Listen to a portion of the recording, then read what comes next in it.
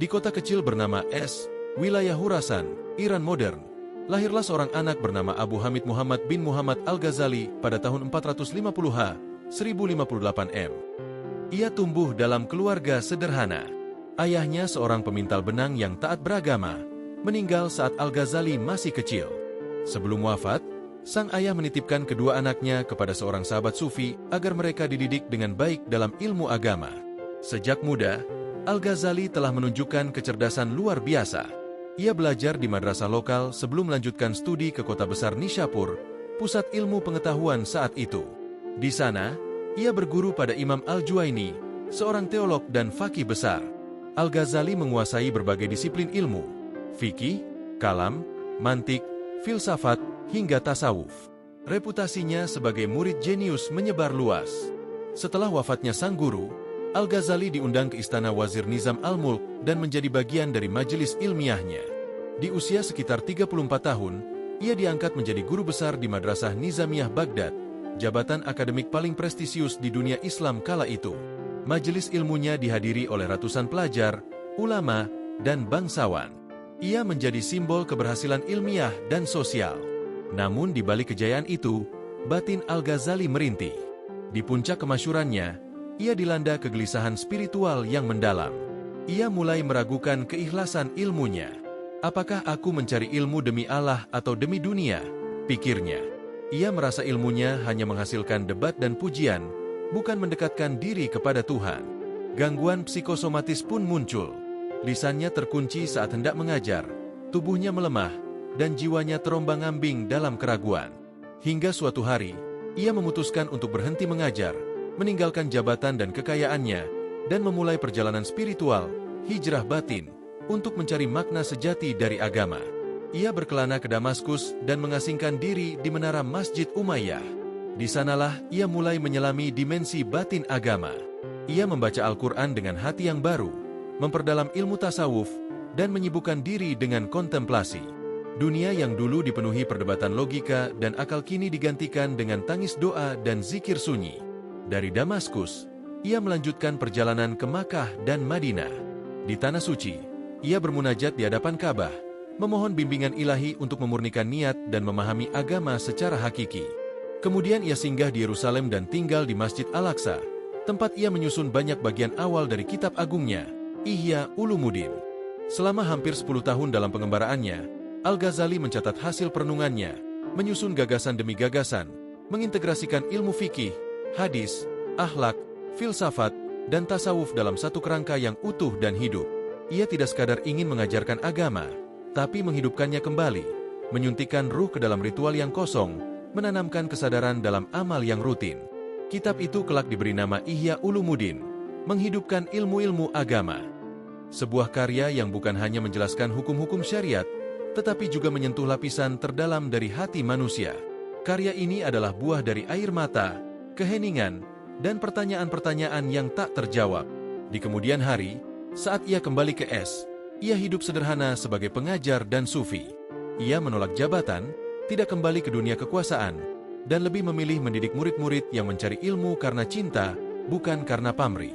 Disinilah, dari tempat yang sunyi, Imam Al-Ghazali mempersembahkan mahakaryanya kepada umat. Langit Damaskus pada musim dingin menjadi saksi bagi seorang ulama besar yang tenggelam dalam kesunyian. Di atas menara Masjid Umayyah, Al-Ghazali tidak lagi dikejar pujian ataupun dirundung perdebatan para cendekia. Ia hanya ditemani setumpuk kitab, beberapa catatan, dan hati yang terus berdetak menanti jawaban dari langit. Di tempat inilah benih Ihya Ulumuddin mulai tumbuh. Setelah bertahun-tahun bergulat dengan kegelisahan batin, Al-Ghazali mulai menemukan terang dalam kesendirian. Ia menyadari bahwa krisis keilmuan bukan hanya persoalan dirinya, tetapi juga gejala zaman. Umat Islam kala itu mengalami kebekuan spiritual. Ilmu-ilmu agama yang seharusnya menghubungkan manusia dengan Allah telah menjadi instrumen kekuasaan dan prestise. Ulama hanya sibuk dengan debat, perbedaan mazhab, dan rincian hukum yang kering dari makna. Dari sinilah muncul ide besar, menghidupkan ilmu-ilmu agama. Tapi bukan sekadar mengajarkan ulang apa yang telah diketahui. Al-Ghazali ingin membangunkan ruh agama dari tidur panjangnya. Ia menulis bukan sebagai seorang pengajar biasa, tapi sebagai seorang dokter hati umat. Ia ingin menyatukan kembali ilmu fikih yang mengatur lahiriah manusia dengan tasawuf yang membimbing batinnya. Kitab Ihya Ulumuddin disusun dalam 4 bagian besar. 1. Rubuel ibadat seperempat yang pertama tentang ibadah, salat, zakat, puasa, haji, bacaan Al-Quran, doa, dan zikir. 2. Rubuel adat tentang kebiasaan hidup, adab makan, nikah, penghidupan, halal haram, dan adab pergaulan. 3. Rubuel muhlikat tentang hal-hal yang merusak jiwa, dengki, ria, cinta dunia, dan penyakit hati lainnya.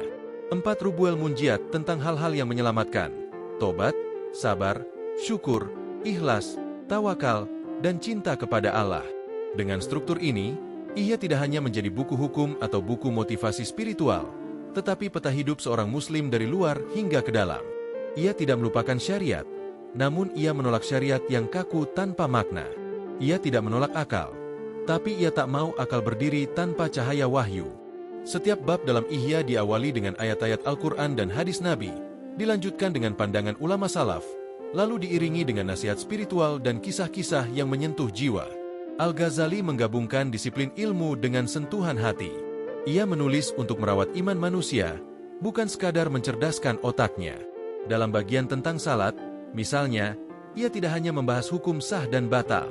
Ia mengajarkan bagaimana salat bisa menjadi tangga spiritual, bagaimana khusyuk itu bukan sekadar gerakan lambat tapi kehadiran hati di hadapan Tuhan. Dalam bab zakat, ia membahas bagaimana kekikiran adalah penyakit, dan memberi adalah latihan jiwa, bukan sekadar kewajiban matematika. Yang membuat Ihya istimewa adalah keberaniannya mengkritik kondisi ulama dan masyarakat. Ia menulis, ilmu yang bermanfaat adalah yang menjauhkanmu dari dunia dan mendekatkanmu kepada akhirat. Tapi hari ini, orang mencari ilmu untuk mengejar jabatan, kekuasaan, dan pujian. Ilmu telah berubah menjadi alat untuk dunia. Ia mengecam fenomena ulama su, ulama jahat, yaitu mereka yang menjual fatwa demi kepentingan politik.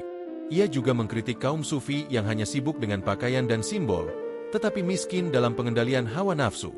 Al-Ghazali tidak menulis untuk menyenangkan penguasa atau memikat pembaca. Ia menulis sebagai bentuk ibadah, untuk menyelamatkan dirinya dan umat dari kehancuran spiritual. Maka tak heran jika setiap halaman dalam Ihya terasa hidup. Ia tidak hanya menyampaikan ilmu, tetapi juga mencambuk hati, membangunkan nurani, dan menuntun jiwa untuk kembali kepada Allah. Selama masa penulisan itu, Al-Ghazali hidup dalam kesederhanaan. Ia menolak segala bentuk bayaran dan kekuasaan. Ia menjaga agar niatnya tetap bersih, dan menulis hanya karena Allah. Ia tahu bahwa ruh ilmu tidak akan hidup jika ditulis dengan hati yang kotor. Setelah menyusun kerangka dan banyak bagian inti kitab, Al-Ghazali pulang ke tanah kelahirannya di Es. Di sana, ia menyempurnakan dan mengajarkan Ihya kepada murid-murid yang datang dari berbagai penjuru negeri. Rumahnya berubah menjadi pusat ilmu dan ruhani. Ia tidak mendirikan menara atau madrasah mewah, tapi dari ruang kecil dan lantai tanah, lahirlah salah satu karya paling agung dalam sejarah peradaban Islam. Kitab Ihya Ulumuddin adalah bukti bahwa ilmu yang ditulis dari hati akan sampai ke hati pula. Ia bukan sekadar buku. Ia adalah cermin untuk melihat jiwa dan lentera untuk menuntun manusia menuju Tuhan. Jika seseorang membuka kitab Ihya Ulumuddin tanpa tergesa, ia akan segera merasakan bahwa yang sedang dibacanya bukan sekadar rangkaian hukum atau kumpulan fatwa. Di balik setiap bab dan subjudul, ada kehangatan jiwa, kebeningan hati, dan kedalaman pemahaman yang lahir dari pengalaman hidup. Al-Ghazali bukan menulis sebagai guru yang mengajar dari menara gading, melainkan sebagai seorang murid kehidupan yang telah melewati krisis, pencarian, dan pencerahan. Dalam Ihya, Al-Ghazali mengajarkan bahwa agama bukan hanya sistem peraturan, melainkan jalan hidup yang menyentuh setiap aspek manusia, baik lahir maupun batin. Maka, ia menyusun kitabnya dalam 4 bagian besar yang secara sistematis membimbing seorang muslim dari permukaan menuju kedalaman spiritual. Rubuel ibadat, menyucikan ibadah. Pada bagian pertama ini, Al-Ghazali membahas rukun Islam, wudhu, salat, zakat, puasa, haji, membaca Al-Quran, zikir, dan doa. Namun ia tak berhenti di batas hukum fikih. Ia masuk ke jantung ibadah, keikhlasan, kehusyukan, dan niat yang murni. Dalam bab tentang salat, ia menulis panjang lebar tentang khusyuk sebagai inti. Salat bukan sekadar gerakan tubuh, tapi komunikasi ruhani. Ia menegaskan bahwa Salat tanpa kehadiran hati ibarat jasad tanpa ruh. Ia mendorong pembaca untuk menyadari setiap gerakan. Takbir bukan sekadar angkat tangan, tetapi mengangkat dunia keluar dari hati. Begitu pula dalam bab puasa. Ia membedakan puasa umum dan puasa khusus. Puasa yang hanya menahan lapar, dan puasa yang juga menahan lidah, mata, dan pikiran dari maksiat. Bahkan ia berbicara tentang puasa khususul khusus, puasa hati dari segala selain Allah. Rubwel, adat, menyatukan dunia dan akhirat. Dalam bagian kedua, Al-Ghazali membahas urusan duniawi, hal yang seringkali dianggap remeh atau tidak sakral.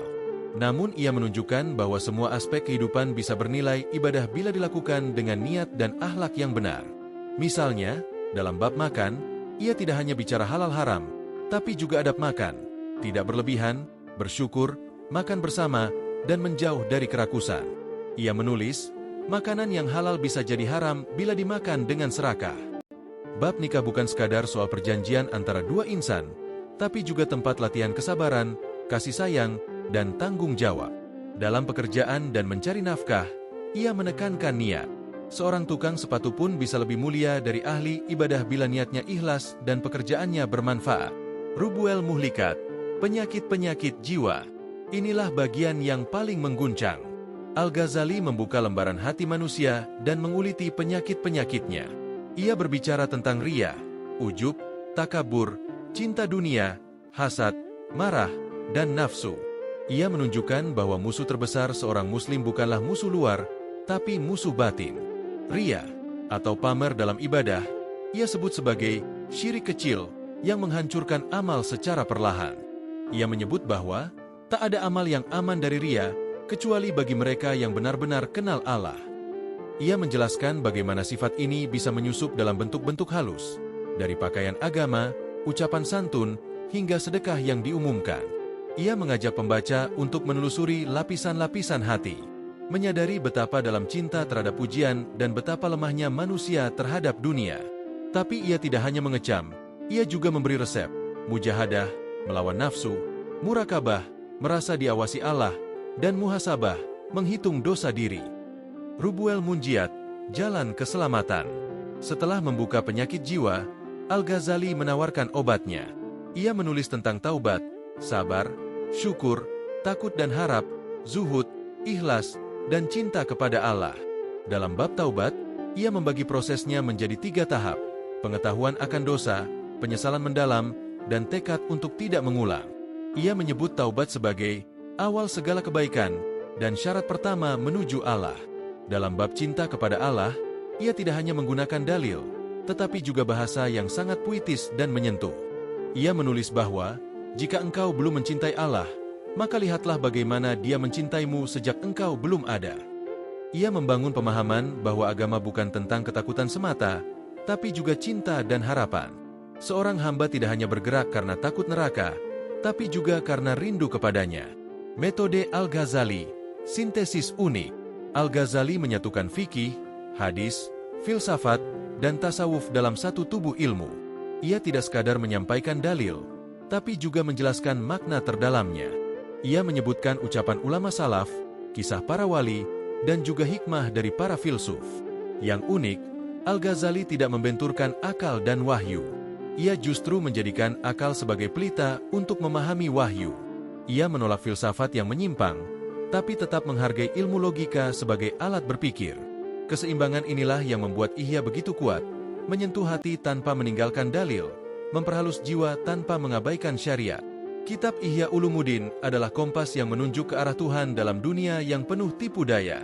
Ia tidak menawarkan jalan cepat atau jawaban instan. Ia mengajak pembaca untuk menyelami diri sendiri, menemukan luka batin, lalu menyembuhkannya dengan cahaya ilmu dan zikir. Dengan bahasa yang dalam namun lembut, Al-Ghazali menggandeng tangan siapapun yang ingin kembali kepada Allah. Ihya bukan hanya kitab untuk dibaca, ia adalah jalan untuk ditempuh. Ketika Ihya Ulumuddin mulai tersebar ke berbagai kota besar dunia Islam, Baghdad, Nishapur, Damaskus, hingga Kairo, reaksi pun datang dari berbagai kalangan. Bagi sebagian, kitab ini adalah angin segar yang menghidupkan jiwa keagamaan mereka. Namun, bagi sebagian yang lain, terutama kelompok ulama konservatif atau pendukung pendekatan rasional murni, karya Al-Ghazali justru dianggap mengganggu status quo. Tak lama setelah kitab itu dibaca luas, kabar tentangnya sampai ke kalangan fukaha, mutakalimun, teolog, hingga filosof dan kaum sufi. Masing-masing kelompok memiliki pandangan sendiri. Para sufi umumnya menyambut hangat karena Ihya mengangkat tasawuf ke posisi terhormat dalam kerangka syariat. Namun, sebagian ulama fikih merasa bahwa Al-Ghazali terlalu lunak pada aspek-aspek batin, bahkan dituduh memberi legitimasi pada jalan mistik yang tidak bisa diverifikasi. Kritik paling tajam datang dari sebagian ulama di Andalusia dan Maroko, yang menganggap Ihya telah menyusupkan pandangan filsafat dan tahayul ke dalam agama. Beberapa menuduhnya membawa bid'ah, bahkan ada yang menyerukan agar kitab itu dibakar. Tokoh seperti Ibnu Tuma'art, misalnya, murid dari Al-Ghazali di wilayah Maghrib, menyebarkan ajarannya dengan pemahaman yang sangat literal dan keras, menyebabkan interpretasi kitab ini juga turut disalahpahami. Al-Ghazali sendiri tidak membalas kritik itu dengan debat terbuka. Ia tidak menulis risalah untuk membela dirinya. Ia percaya bahwa waktu dan kejujuran akan menjadi pembela terbaik. Ia pernah menulis, "Aku tidak menulis Ihya untuk memenangkan perdebatan, tapi untuk menyelamatkan jiwa. Bila engkau membacanya dan jiwamu merasa hidup, maka engkau telah memahami maksudku." Namun, bukan berarti ia tak sadar akan potensi salah tafsir. Karena itu, dalam tahun-tahun terakhirnya, ia juga menulis Al-Maqsad Al-Asna dan Al-Munkids min Al-Dalal, karya yang menjelaskan jalan pikirannya dan pengalaman krisis spiritual yang melandasi semua tulisannya. Dalam Al-Munkids, ia mengisahkan bagaimana ia ragu terhadap ilmu kalam, kecewa terhadap filsafat, dan akhirnya menemukan kedamaian dalam tasawuf yang disucikan oleh syariat. Meski demikian, kritik tak menyurutkan penyebaran Ihya. Justru kitab itu mulai diajarkan di madrasah-madrasah besar dan menjadi bahan kajian utama dalam halaqah sufi dan pesantren. Karya ini diterima luas karena mengisi kekosongan yang selama ini tidak dijawab oleh karya fikih atau teologi semata. Di belahan timur, seperti Khurasan dan Persia, Ihya menjadi bacaan favorit para guru spiritual. Di wilayah Nusantara yang kelak mengenal Islam, kitab ini juga menjadi rujukan para ulama besar seperti Syekh Nawawi Al-Bantani dan Syekh Yusuf Al-Makassari. Namun, tidak semua bagian kitab Ihya dibiarkan tanpa penyaringan.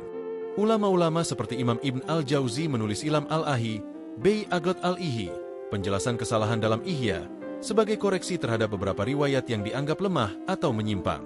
Al-Ghazali memang banyak mengutip hadis dan kisah tanpa meneliti sanad secara ketat, karena ia fokus pada aspek moral dan inspiratif, bukan keotentikan tekstual semata. Di sisi lain, Imam Nawawi dan Imam As-Suyuti, dua tokoh besar Ahlus Sunnah, memberikan pujian tinggi kepada Ihya.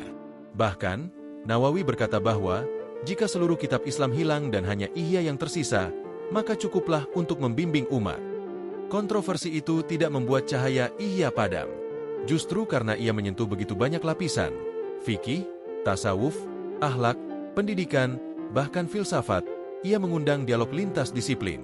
Ia menjadi medan pertemuan, sekaligus medan pergulatan. Al-Ghazali sendiri tak pernah mengklaim bahwa Ihya adalah kitab sempurna. Ia menulis dengan rendah hati, sebagai seorang hamba yang pernah tersesat dan sedang mencari jalan pulang. Ia menulis sebagai pengingat untuk dirinya sendiri, dan mengajak orang lain ikut menyelami dirinya masing-masing.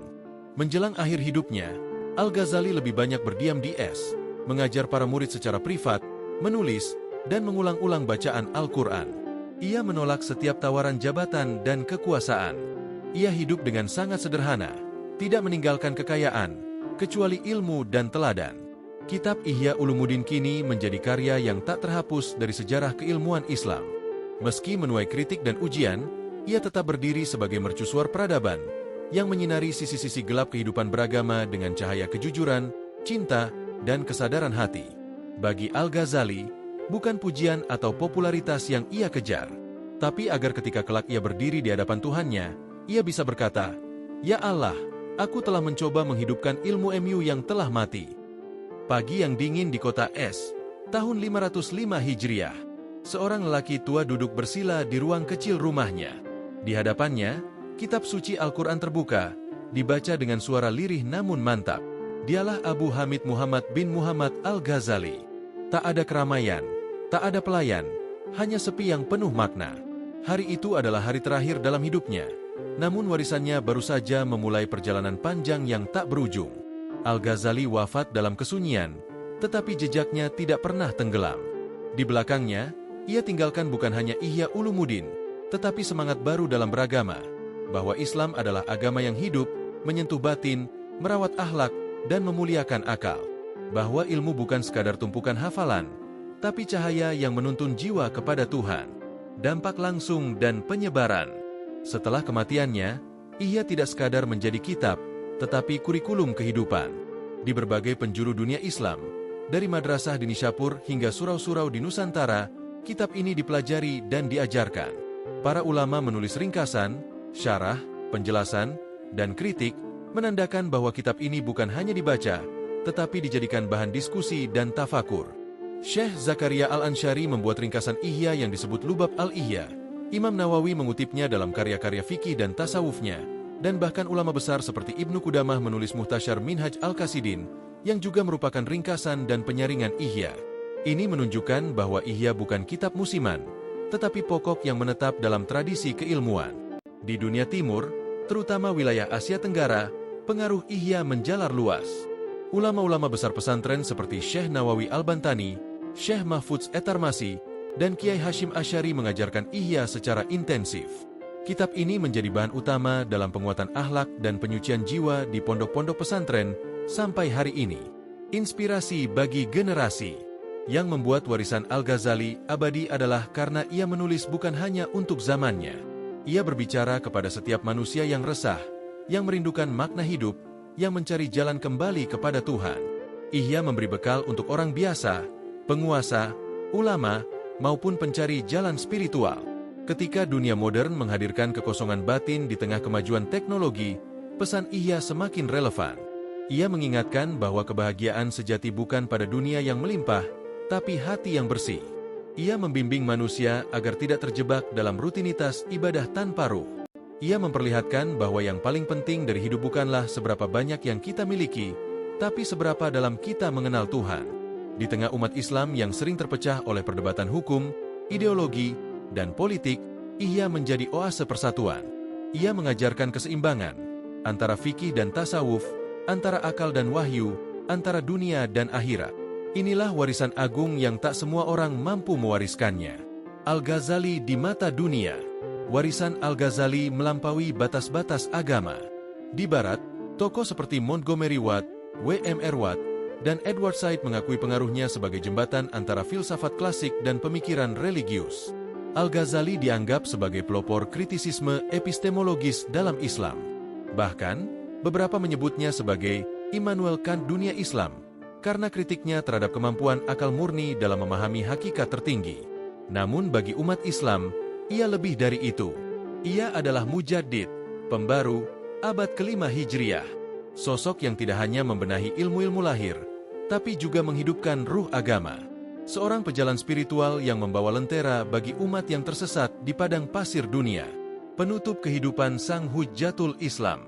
Gelar, Hujjatul Islam, bukan sekadar pujian. Ia adalah pengakuan bahwa Al-Ghazali telah menjadi hujjah, argumen kuat atas hidupnya Islam itu sendiri. Melalui ilmunya, umat tahu bagaimana Islam seharusnya hadir, lembut tapi tegas, rasional tapi penuh rasa, legalistik tapi berjiwa. Dikisahkan bahwa sebelum wafat, Al-Ghazali sempat mandi, mengenakan kafan yang telah ia siapkan sendiri, salat 2 rakaat, lalu meletakkan kepalanya di atas tanah sambil membaca Al-Quran. Tak lama kemudian, ia kembali kepada Tuhannya dengan tenang. Ia pergi dalam keadaan bersih, setelah membersihkan agama dari kekakuan dan kesesatan. Ia tinggalkan Ihya sebagai pelita, agar umat Islam selalu punya jalan kembali kepada hakikat. Warisan yang tak pernah usang. Lebih dari 900 tahun sejak wafatnya, kitab Ihya Ulumuddin masih menjadi salah satu karya paling banyak dibaca, dikaji, dan dihafal dalam dunia Islam. Ia diterjemahkan ke puluhan bahasa, dibahas di ratusan pesantren dan halakah, dan terus menginspirasi ribuan karya baru. Di tengah arus dunia yang makin cepat, Ihya mengajak manusia untuk berhenti sejenak, memandang ke dalam hati, memperbaiki niat, dan menghidupkan kembali ilmu yang sejati, ilmu yang menyambung hati kepada Tuhan.